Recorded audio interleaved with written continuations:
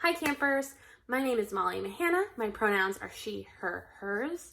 And today we are going to be talking about dynamics and strumming. To get started, you're going to need a guitar. Acoustic or electric is fine. And a pick if you have one. I have two and they do different things and I'll show you. But the first one is a pretty thick OGR pick. I got this obviously from Omaha Girls Rock. And this is a nylon pick and you can see it's much bendier. First things first, how many of you are in choir or band at your school? I'm pretending that you're raising your hands in front of me. Well, I was in choir. And in choir we talk about dynamics. And it's the same when you're playing guitar. And dynamics are some of my favorite way to kind of play with or make a song my own and kind of unlock some creativity. So dynamics is just the volume you are playing it. In choir, we might call it piano or forte. And you can actually control the volume of your guitar even if you're not plugged into an amp. So let me show you how to do that. This is Penny. She is my trusty guitar I've had for about 14 years now. So I am going to operate under the assumption you know some chords already. And I'm gonna move a little fast through chords. I'm not gonna teach any. So I'm gonna play a G chord and I'm going to play it just with my fingers.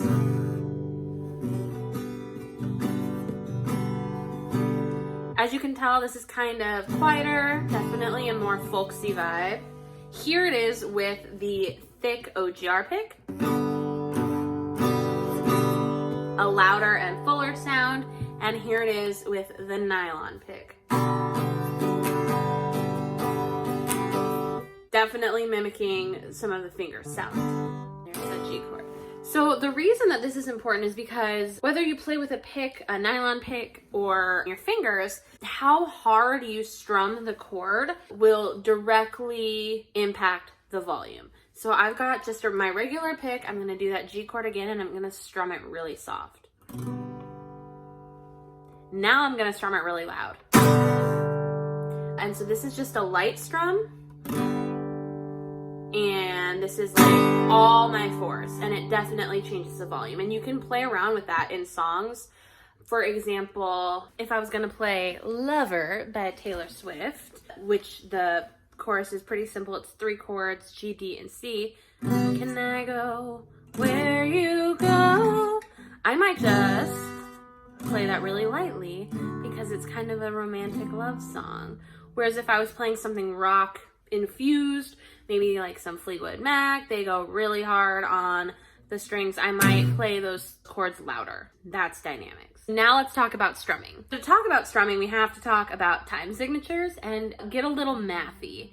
No, I'm not a math teacher. In fact, I don't like math, but it is important. So 4/4 time means that in a measure of music, so one little section of music, there will be 4 beats. Those 4 beats will be taken up by quarter notes, or the quarter note will be the full beat. What that sounds like as I tap the rhythm on my guitar would be 1, 2, 3, 4. You can do a lot in 4/4 time just with quarter notes.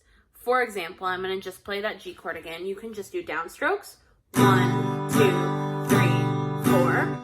You could do 2 down and 2 up. 1, 2, 3, 4. You could do down, up, 1, 2, 3, 4.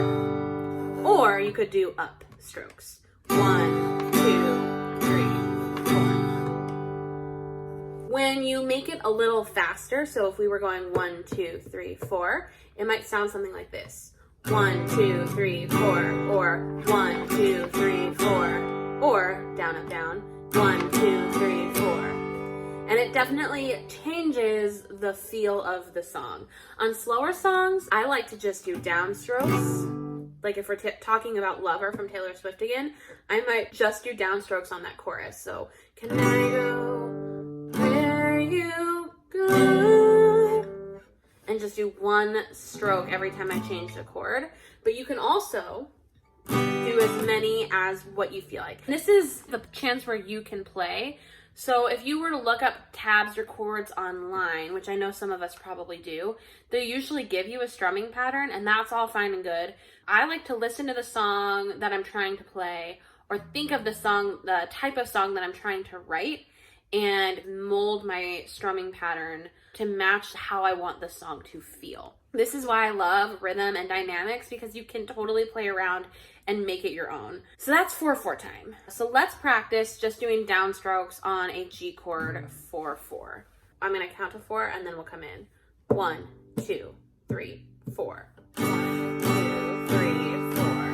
1, 2, 3, 4. 1, 2, 3, 4. Great. Now let's just do upstrokes. I'm gonna count to 4 and then we'll come in on 1. 1, 2, 3, 4. 1, 2, 3, 4. 1, 2, 3, 4. 1, 2, 3, 4. Awesome. Now we're gonna go down, up, down, up. Same thing on 1. 1, 2, 3, 4. Down, up, down, up. 1, 2, 3, 4. 1, 2, 3, 4. 1, 2, 3, 4. Great. Now I wanted to complicate it a little bit. So that's quarter notes. But what is more fun, and something that you might want to do in a more upbeat song, is eighth notes. So instead of 4 beats in the measure, there will be 8 beats in the measure, except for that it'll still only take up 4 counts. The way that you do that is by adding in your brain when you're counting the word and. So instead of 1, 2, 3, 4, you go 1 and 2 and 3 and 4 and. So each beat gets a little pizzazz to it. So what that would sound like on the G chord would be 1 and 2 and 3 and 4 and 1 and 2 and 3 and 4 and 1 and 2 and 3 and 4 and. So let's try that all together. We're gonna count 1 and 2 and 3 and 4 and on the G, just doing downstrokes. I'm gonna count us off. 1, 2, 3, 4. 1 and 2 and 3 and 4 and 1 and 2 and 3 and 4 and 1 and 2 and 3 and 4 and 1, 2, 3, 4. Awesome job! This is where it gets fun. We know how quarter notes work. We've got our downstrokes, we've got our upstrokes, we've got a down, up, down. We've tried all of it. Now, what you could do is go down on the number and up on the and if we're doing eighth notes. I'm gonna play it first and then we'll count it out and you can try it. What that would look like is 1 and 2 and 3 and 4 and. Do you think you can do this? I think we got this. G chord, ready? I'm gonna count to 4 and you're gonna come in on 1 with a downstroke, and on the ands you're gonna go an upstroke. 1, 2, 3, 4. 1 and 2 and 3 and 4 and.